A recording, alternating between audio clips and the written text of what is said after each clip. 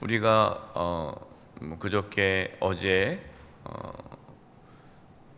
바다에서 올라오는 짐승, 땅에서 올라오는 짐승, 그들이 이제 성도들을 미혹하고 또 이제 핍박하는 내용이 나왔습니다. 오늘은 그러한 신앙의 미혹과 또 대적들, 핍박 가운데서도 끝까지 우리가 믿음을 지킬 수 있었던 것은 하나님께서, 특별히 예수님께서 우리를 지켜주시기 때문이다라는 것을 오늘 말씀하고 있습니다. 1절입니다. 내가 보니 보라, 어린 양이 시온에 섰고 그와 함께 14만 4천이 서 있는데 그들의 이마에는 어린 양의 이름과 그 아버지의 이름을 쓴 것이 있더라. 여기서 어린 양은 누구를 뜻할까요? 예수님을 뜻합니다. 예수님과 함께한 14만 4천이 서 있었어요. 14만 4천 명. 여러분, 이 14만 4천 명은 예수님을 믿고 구원받은 하나님의 자녀의 수입니다.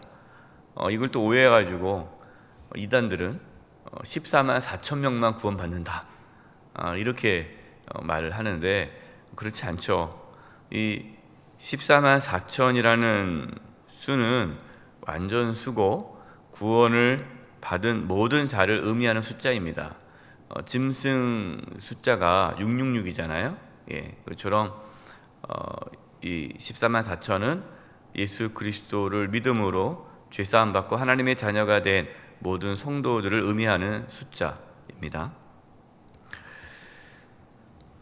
짐승의 표를 받은 자가 있고, 오늘 말씀에서는 이제 예수님의 이름, 하나님 아버지의 이름이 이마에 쓰여져 있는 백성들을 또 말씀하고 있어요.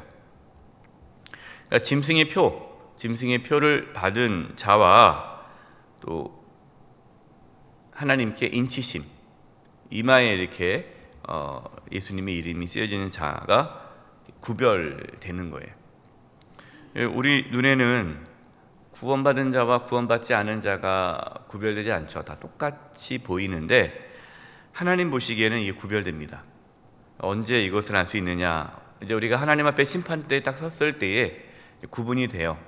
예수님을 진심으로 믿은 자와 예수님을 믿지 않는 자, 이게 딱 구분됩니다.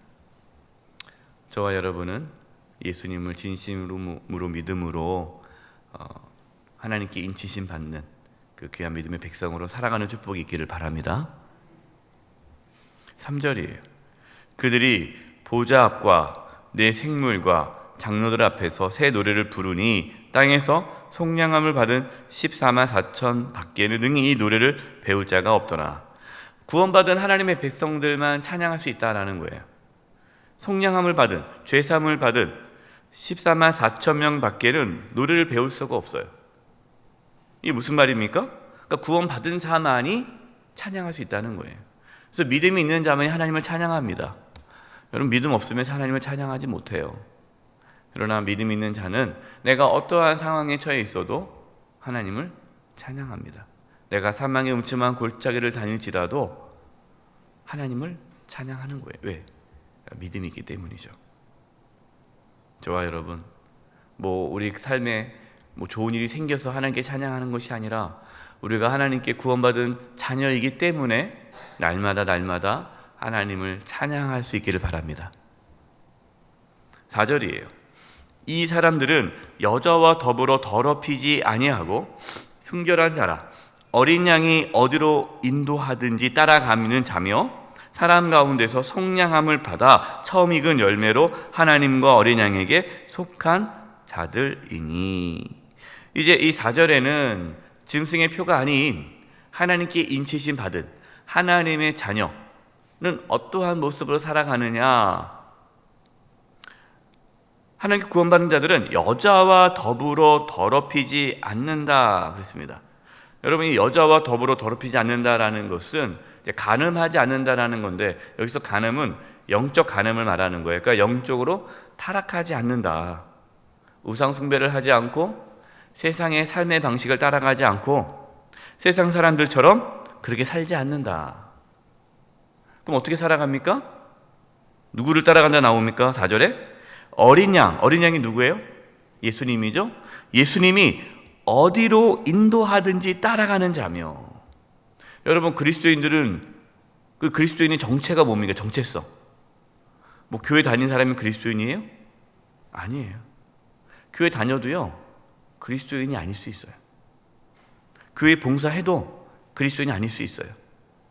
뭐 교회에서 직분을 받고 엄청나게 많은 일을 해도 그리스도인이 아닐 수 있어요. 그리스도인의 정체성은요, 예수님을 따라가는 자예요. 세상의 삶의 방식을 따라가지 않고, 세상 사람들처럼 똑같이 살아가지 않고 예수 그리스도를 따라가는 자. 그래서 누구든지 자기를 부인하고 자기 십자가를 지고 예수님을 따라가지 아니하는 자는 예수님이 제자가 될 수 없다고 그랬죠. 여러분, 이것이 그리스도인의 정체성이에요. 여러분, 지금 여러분은 누구를 따라가고 있습니까? 여러분 지금 어디로 향해 가고 있어요? 세상처럼, 세상 사람들처럼 살아간다면 우린 그리스도인이 아니에요. 그리스도인은 어떠한 핍박과 어려움과 환난이 있어도 예수님을 따라가는 자입니다.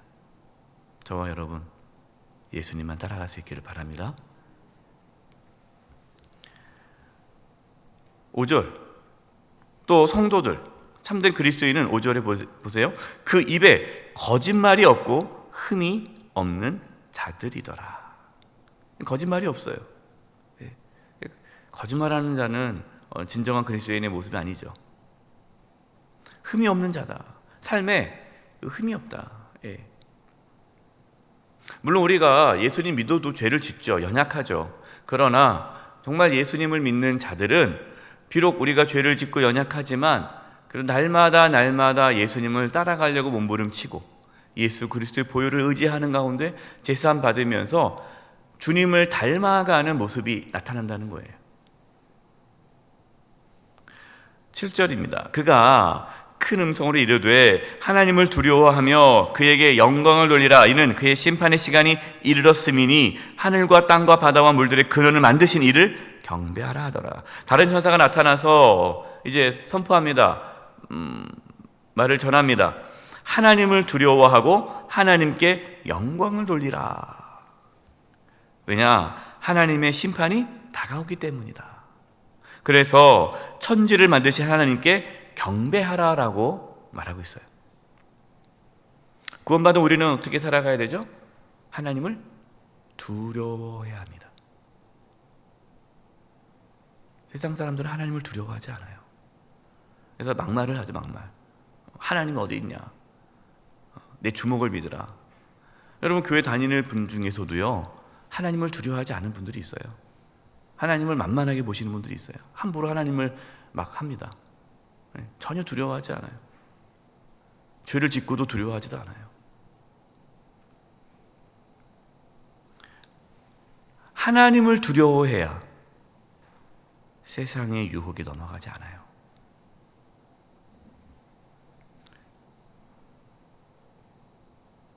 지금 이 요한계시록 말씀을 받고 있는 초대교회 성도들, 로마 황제의 핍박, 또 거짓 선지자들, 교사들, 목회자들을 인한 그런 핍박, 여러분 그 가운데서 어떻게 믿음을 지키겠어요? 천지를 만드신 하나님을 두려워할 때 그 모든 유혹을 이길 수가 있는 거예요. 9절과 10절입니다. 또 다른 천사 곧 셋째가 그 뒤를 따라 큰 음성으로 이르되 만일 누구든지 짐승과 그의 우상에게 경배하고 이마에나 손에 표를 받으면, 짐승의 표를 받으면이죠. 10절, 그도 하나님의 진노의 포도주를 마시리니 그 진노의 잔에 섞인 것이 없이 부은 포도주라. 거룩한 천사들 앞과 어린 양 앞에서 불과 유황으로 고난을 받으리니. 짐승의 표를 받아서 사탄을 따르는 자들, 하나님의 진노를 받게 된다. 불과 유황으로 고난을 받게 된다. 이것이 하나님의 심판, 지옥 아닙니까? 그래서 지금은 당장 힘들고 고통스럽고 어렵지만 로마 황제, 로마의 정치 세력들, 또 그들을 숭배하도록 이끄는 거짓 선지자, 교회의 거짓 교회 지도자들의 그러한 유혹과 협박 따르지 말아라. 그를 따르는 자들은 당장에는 유익할 수 있겠지만 하나님의 심판을 피하지 못한다라는 말씀이에요. 그래서 어떻게 하라고 합니까? 12절. 성도들의 인내가 여기 있나니 그들은 하나님의 계명과 예수에 대한 믿음을 지키는 자니라. 지금 성도들에게 필요한 것은 뭐예요? 인내예요, 인내. 끝까지 하나님 말씀을 지키고 예수님에 대한 믿음을 지키는 것. 여러분, 이것이 환난과 핍박을 받고 있는 초대교회 성도들이 해야 할 신앙의 모습이에요. 인내라는 거예요. 여러분, 우리도 마찬가지입니다. 여러분, 우리에게도 필요한 게 인내예요. 끝까지 믿음을 지켜야 돼요. 어제 이제 신방을 잠깐 다녀왔는데 요양원에 계신 우리 권사님 두 분을 이제 신방 다녀왔어요. 너무너무 이제 아프시고, 한 분은 너무 아프시고 한 분은 고통은 없는데 두 분 다 누워 계세요. 근데 이제 고통 아프신 권사님께서 언제까지 이렇게 아파야 되냐고, 빨리 천국 갔으면 좋겠다고. 너무 힘들잖아요. 지금 거의 3년째 누워 계시는데 제가 그랬어요. 권사님, 끝까지 견디셔야 돼요. 끝까지 인내하셔야 돼요. 너무 감사한 게 두 분 다 그렇게 힘들고 어려운 가운데서도요, 할 수가 없잖아요. 침상에 누워 있는데 얼마나 힘들겠어요. 근데 그곳에서 계속 우리 교회를 기도하고, 성도들을 기도하고, 목회자들을 기도하고 믿음을 지켜 나가시더라고요. 여러분, 신앙은 인내입니다. 여러분, 지금 어떤 어려움이 있습니까? 인내하시기 바랍니다. 인내함으로 말씀을 지키고 믿음을 지키는 거예요. 내 삶에 어떠한 변화가 없어도 하나님 말씀을 지키고 믿음을 지키는 거예요. 왜? 이 세상이 전부가 아니기 때문이에요. 하나님의 심판은 반드시 있습니다. 그래서 13절입니다. 그래서 이 요한계시록 읽고 있는 성도들에게 이러한 위로의 말씀을 주는 게 13절이에요. 또 내가 들으니 하늘에서 음성이 나서 이르되 기록하라, 지금 이후로 주 안에서 죽는 자들은 복이 있도다 하시매, 성령이 이르시되 그러하다 그들이 수고를 그치고 쉬리니 이는 그들의 행한 일이 따름이라 하시더라. 주 안에서 죽는 자들이 복이 있다. 여러분, 예수님 믿는 우리는요, 죽음은 복이에요. 왜냐하면 우리는 그 죽음을 통해 모든 수고를 그치고 안식에 들어가기 때문이죠. 지금 초대교회 성도들 얼마나 힘듭니까? 수많은 순교자가 나오고 있습니다. 죽음 앞에 서 있어요. 언제 죽을지 몰라요. 이러한 극심한 고난 가운데에 하나님께서 말씀하시는 거예요. 주 안에서 죽는 자들이 복이 있다. 그들이 수고를 그치고 쉰다. 두려워하지 말아라. 이 말씀이 이 죽음 앞에 있는, 이 순교를 앞두고 있는 이 초대교회 성도들에게 얼마나 큰 위로가 되겠어요. 저와 여러분도 끝까지 믿음을 지킬 수 있기를 바랍니다. 하나님은 살아계시고 하나님의 심판은 있습니다. 이 세상이 전부가 아니고 우리는 언젠가 하나님 앞에 서게 될 것이고, 그때 믿음으로 사는 자와 믿음을 살지 않고 세상과 타협하고 세상의 유혹 속에 넘어진 자 구별될 것입니다.